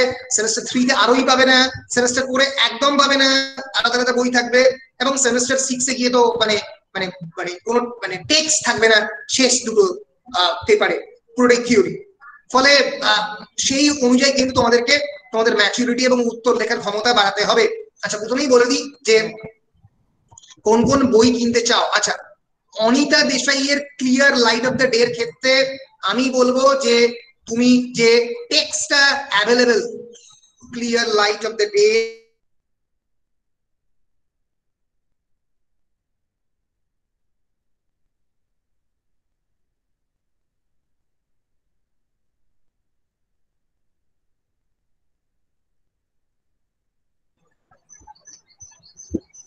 শুনতে পাচ্ছ আমার কথা? হ্যাঁ স্যার, হ্যাঁ স্যার, পাচ্ছি। পজ হয়ে গেছিল। একটু ক্র্যাক করছে। কানেকশনটা মনে হচ্ছে লস্ট হয়ে গেছে, হ্যাঁ স্যার, পজ হয়ে গেছিল। পজ হয়ে গিয়েছিল। আচ্ছা, এবার এবার শুনতে পাচ্ছ? হ্যাঁ স্যার। হ্যাঁ স্যার, এবারে ক্লিয়ার বেশ। আছে। বেশ বেশ। তো clear light of the day এর ক্ষেত্রে পেঙ্গুইনের যে এডিশনটা, এই বইটা বেশি দাম নয়, মোটামুটি 250 টাকার মতো দাম। এটা কিনতে হবে। আমি তোমাদেরকে তো পিডিএফটা দিয়েছি already, clear light of the Day. আমি পিডিএফ থেকে পড়াবো, আর তার সঙ্গে সঙ্গে এই বইটা তোমাদের বাড়িতে টেক্সটের জন্য খুব ইম্পর্টেন্ট। এটা কিনতে হবে, কারণ এটা এই টেক্সটটা আর অন্য কোনো জায়গাতে নেই। ফলে এর টেক্সটটা যেহেতু ডিটেল টেক্সট, এই টেক্সটটা পুরোটাই পড়তে হবে, এটা পড়তে হবে। এছাড়া আমি পিডিএফ মেটেরিয়াল দেবো, এর মধ্যে কিন্তু কোনোভাবেই কোনো ক্রিটিক্যাল মেটেরিয়াল নেই, মানে যে প্রশ্ন বা প্রশ্নের উত্তর এগুলো নেই, ঠিক আছে? কারণ ন্যাচারালি এটার মধ্যে নেই। ফলে তোমরা clear light of the day এর ক্ষেত্রে টেক্সটটাই শুধুমাত্র পাবে। তোমাদেরকে আমি সবাইকেই বলবো, তোমরা একটু খোঁজো, যদি কোনো ভালো প্রশ্ন বা উত্তরের বই পাও। আগের বছর অব্দি আমার চোখে পড়েনি সেরকম ভালো বই, আমি মানে খুঁজে পাইনি। আমি বলেছিলাম সেকেন্ড সেমিস্টারের জন্য একটু খোঁজার জন্য, আমার অনেক স্টুডেন্টদের আমি পাইনি, মানে একটা বইয়ের মধ্যেই পাইনি। আলাদা আলাদা তো ন্যাচারালি পরের গুলোতে অনেকগুলোতে আছে আলাদা আলাদা। তো তোমরা একটু খোঁজার চেষ্টা করো যদি একটার মধ্যে পাও। তো যাই হোক, clear light of the day এর উপরে মেটেরিয়াল আমি দেবো। গোবিন্দ সামন্তের উপরে কিচ্ছু পাবে না, শুধুমাত্র টেক্সট ছাড়া একটা 400 পাতার টেক্সট রয়েছে, এছাড়া কিচ্ছু পাবে না। আর একটা সিঙ্গেল কোনো লাইন, ক্রিটিক্যাল লাইন কোথাও পাবে না। Freedom to the slave, introduction, night of the scorpion, a poem for mother, আলাদা আলাদা বই কেনার কোনো মানে হয় না, কারণ প্রত্যেকটা টেক্সটই ইন্টারনেট এবং অন্যান্য জায়গাতে অ্যাভেলেবেল। এগুলো সম্পর্কে মেটেরিয়াল ইন্টারনেট ছাড়া এবং স্যারেরা যেগুলো দেবেন এগুলো ছাড়া আলাদাভাবে তোমরা পাবে না। মহেশ দত্তানির ব্রেভলি ফর দ্য কুইন খুবই বিখ্যাত টেক্সট। পেঙ্গুইনের টেক্সটটা কিনতে পারো, ভালো। Penguin published bravely for the queen, bravely for the queen. এছাড়াও বুকস ওয়ে পাবলিশড একটা ক্রিটিক্যাল বই রয়েছে, সেই বইটাও তোমরা কিনতে পারো, আমি দেখিয়ে দিচ্ছি বইটা। হ্যাঁ, দিস ইজ দ্য বুক। পেঙ্গুইনের যে বইটা তোমরা অ্যামাজনে গেলে দেখতে পাবে, এটা হচ্ছে ব্রেভলি ফর দ্য কুইনের বই, এরকম মলার দেওয়া, ঠিক আছে? ব্রেভলি ফর দ্য কুইন, কিউটা উইমেনের সিম্বল দিয়ে লেখা। এছাড়া এই বইটা শক্তি বাত্রার সুরজিৎ পাবলিকেশনের, বইটা অনেক জায়গায় পাবে। মহেশ দাত্তানি লেখা ব্রেভলি ফর দ্য কুইন, এখানে অনেক ধরনের প্রশ্ন এবং উত্তরও রয়েছে। এই বইটা তোমরা কিনতে পারো শুধুমাত্র ব্রেভলি ফর দ্য কুইনের জন্য। ভালো বই, শক্তি বাত্রার। হ্যাঁ বলো। স্যার মনে হয় স্যার যদি আপনি গ্রুপে যদি দিয়ে দেন তাহলে তো বেশি সুবিধা হয়। না তো আমি তো এটা রেকর্ড করে দিচ্ছি, আমি রেকর্ড করছি, এই রেকর্ডটা থাকবে, ঠিক আছে? অসুবিধা নেই। হ্যাঁ, তোমরা যেটা করবে সেটা হচ্ছে এটা স্ক্রিনশট নিয়ে নাও। শক্তি বাত্রার সুরজিৎ, আমি মানে গ্রুপে আসলে এই সময়টা মানে কি মানে পাগলের মতো ব্যস্ততা, মানে কি ব্যস্ততা কোনো ধারণাই নেই, সেই জন্য আমি মানে মানে বসতে পারছি না। তার কারণটা আমি পরে বলছি, আমার অনেকগুলো ব্যাপারে আমি ফেঁসে গেছি। তো যাই হোক, সেটা আমি পরে আসছি। তো এইটা তোমরা একটু ভালো করে দেখে নাও, ব্রেভলি ফর দ্য কুইনের সুরজিৎ পাবলিকেশনস এর শক্তি বাত্রা।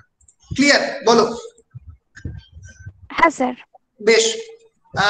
কিছু অসুবিধা হলে আমাকে বলবে, আমি আলাদা করে গ্রুপে তখন দিয়ে দেবো। আর স্যার ম্যাকবেথটা তাহলে কোন রাইটারের? এখনো বলিনি, আসছি।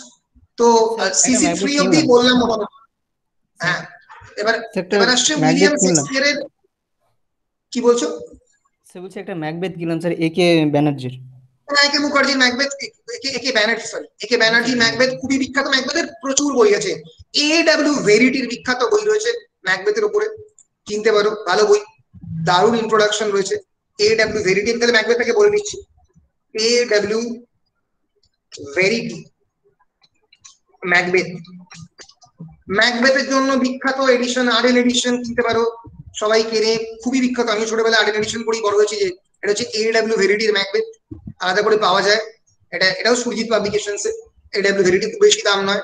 আর ম্যাকবেথের আর্ডেন এডিশনটা দেখতে পারো অ্যামাজনে, আর্ডেন এডিশন, খুবই বিখ্যাত। এই যে আমাদের কেনেথ রিচার্ডস এর নামটা ভুলে গেলাম, আর্ডেন শেক্সপিয়ার কে এডিট করেছিল ম্যাকবেথের?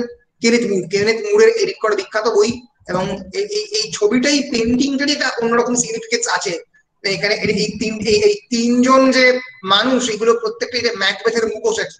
ম্যাকবেথ সেই মুখ এবং মুখোশের মধ্যে হাইড করে রয়েছে, আর এটা গুড আর এটা ইভিল। এবং এখানে এই তিন ধরনের মানুষের কথা বলেছে। একটা হচ্ছে যে সেই মানুষ যে কোনোদিন জন্মাতে পারেনি, মানে ম্যাকবেথকে বলেছে তো, you shall be immortal, you will be killed by a person who will be pulled from your mother's um, যাকে মায়ের গর্ভ থেকে তাকে টেনে বার করা হয়েছে। ম্যাকডাফ আমরা পরবর্তীকালে জানবো। সে এই তিনটে ছবি কিন্তু এখানে রয়েছে। বীররাম উড যখন মুভ করবে, এই ছবিটাই এখানে এঁকেছে। It's an absolute brilliant painting. Kenneth মুরের এডিট করা ম্যাকবেথ সেকেন্ড এডিশন, আর্ডেন শেক্সপিয়ারের বই, বিখ্যাত বই, কিনতে পারো। ম্যাকবেথের উপরে যখন সেই উইচেসরা বললো যে মায়ের গর্ভ থেকে জন্ম নেয়নি বা কোনো উইমেন থেকে যে জন্ম নেয়নি, তখন ম্যাকবেথ তো সে আনন্দে আত্মহারা হয়ে গেছিল। Right right. তো এই উইমেন থেকে জন্ম যে নেয়নি, সেই হচ্ছে অ্যাকচুয়ালি ম্যাকডাফ। সেটা পরবর্তীকালে ম্যাকডাফ, যে যাকে পেটটা কেটে, মায়ের পেট কেটে বার করা হয়েছে। প্রথম ব্রিটিশ সিজারিয়ান চাইল্ড বলা যেতে পারে। আর জুলিয়াস সিজার তো প্রথম সিজারিয়ান চাইল্ড। তো যাই হোক, সেটা অন্য প্রশ্ন। তো ম্যাকবেথের এই বইটা আর্ডেন শেক্সপিয়ারের সিরিজে কিনতে পারো, ফেমাস বই। অনেকে ডক্টর এসেন এর বই ইউজ করে, কিনতে পারো। ডক্টর এসেন এর বইয়ের মধ্যে লাইন বাই লাইন একটা ইন্টারপ্রিটেশন ম্যাকবেথের দেয়া হয়। অনেকে রেকমেন্ড করেন না, ইন্ট্রোডাকশন হিসেবে তোমরা কিনতেই পারো।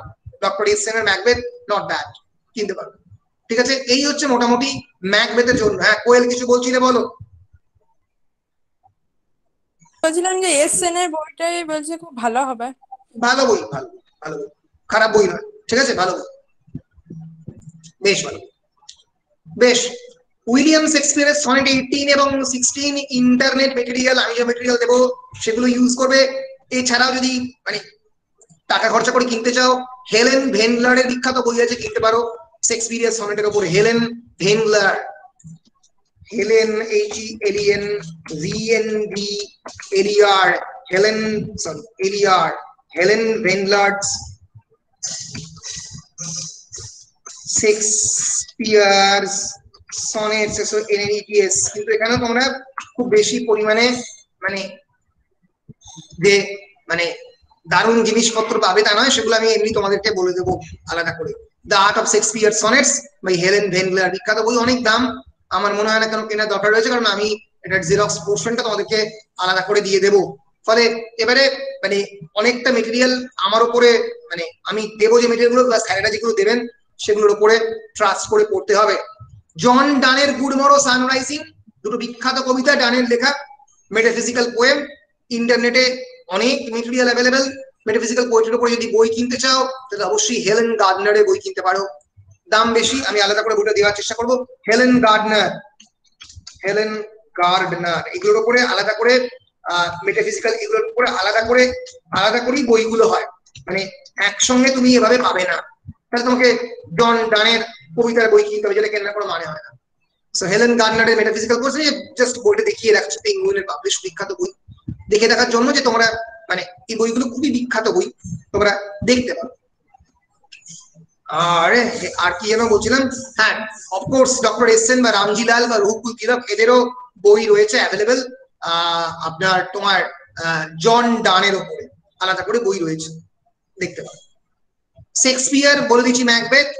এডওয়ার্ড দ্য সেকেন্ডের জন্য কোন বই? অনেক বই আছে।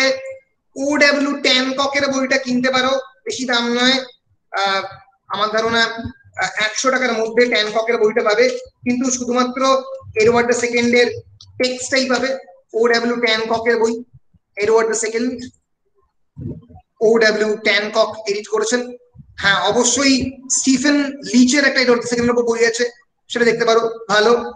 রোমা গিলের অক্সফোর্ডের একটা বই আছে এডওয়ার্ড দ্য সেকেন্ডের উপরে, বইটার খানিকটা অংশ আমি দেবো তোমাদেরকে, মানে যতটা দরকার রাখি তোমাদেরকে আমি দিয়ে দেবো স্টাডি মেটেরিয়াল হিসেবে। রোমা গিলের Edward the second, it's a famous text, এরকম দেখতে, Roma Gill's Edward the second, এটাও কিনতে পারো, বেশি দাম নয়, 100-150 দাম।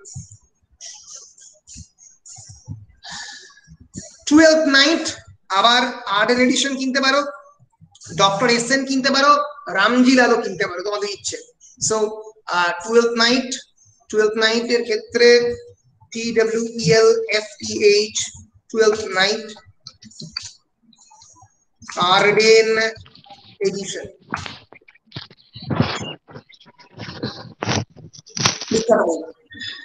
আর্ডেন এডিশন, বুঝতে পেরেছো? তো এটা কিনতে পারো, খুবই ভালো। আর অফকোর্স ডক্টর এসএনও অ্যাভেলেবেল। এটা ক্ষেত্রে ডক্টর এসএন এর ক্ষেত্রে তোমাদের কাছে যেটা সুবিধে, অনেকে রেকমেন্ড করে না, কিন্তু তোমাদের কাছে যেটা সুবিধে সেটা হচ্ছে যে প্রত্যেকটা লাইন বাই লাইন ইন্টারপ্রিটেশন তোমরা এখানে পেয়ে যাবে, কিনতে পারো। ডক্টর এসএনস ক্রিটিক্যাল ইভ্যালুয়েশন অফ এই হচ্ছে মোটামুটি তোমাদের একটা বইয়ের জেনারেল তালিকা। বলো বলো, কোনো প্রশ্ন আছে? আপাতত নেই। তো নেই, বেশ, তাহলে আমি একটা কাজ করছি, আমি রেকর্ডটা বন্ধ করছি, তারপরে তোমাদের সঙ্গে আমি একটু ব্যস্ততার কারণটা নিয়ে আলোচনা করি।